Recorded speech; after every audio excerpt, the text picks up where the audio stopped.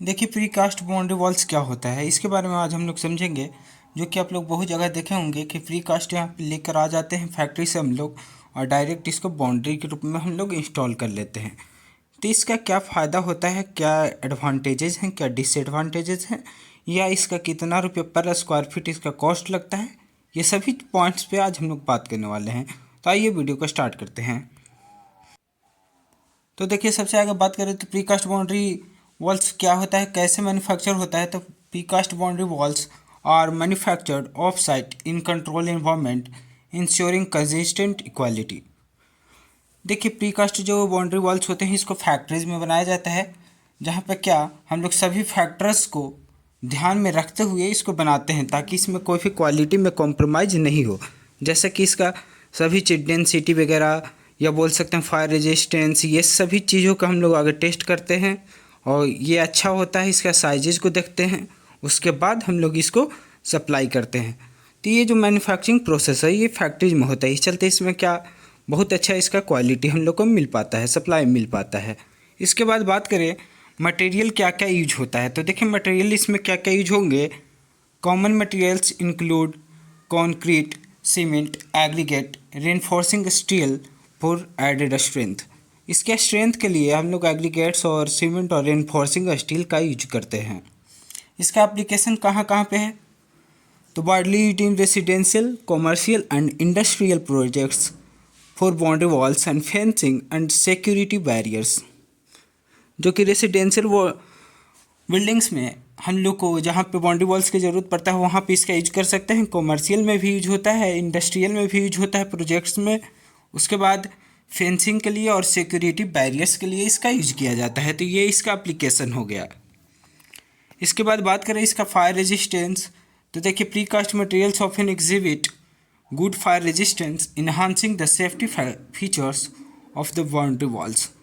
Boundary walls के ये एक हमारा फ़ायदा हो जाता है कि इसमें क्या फायर रेजिस्टेंस ये होता है, जिससे हम लोग को फायर रेजिस्टिविटी का यहाँ पे एक अनदर हम लोग को फ़ायदा मिल पाता है, प्रॉफिट मिल पाता है। मेंटेनेंस रिक्वायरमेंट इसका कैसे कैसे है, तो generally precast boundary walls have lower maintenance requirements compare to traditional materials. जो हम लोग एंशियंट और ट्रेडिशनल हम लोग काम करते आ रहे हैं उससे इसमें बहुत ही कम मेंटेनेंस का ज़रूरत पड़ता है। इस चलते यहाँ पर मेंटेनेंस भी हम लोग को बहुत कम करना पड़ता है। आइए इसका एडवांटेजेस और डिसएडवांटेजेस के बारे में थोड़ा सा बात करते हैं। तो देखिए प्रीकास्ट बाउंड्री वॉल्स के एडवांटेजेस की अगर बात करें तो स्पीड ऑफ इंस्टॉलेशन इसका जो स्पीड को बढ़ा देता है, इंस्टॉलेशन को जल्दी से हम लोग का काम हो जाता है क्योंकि प्रीकास्ट रहता है सिर्फ ला कर इंस्टॉल करने के लिए होता है।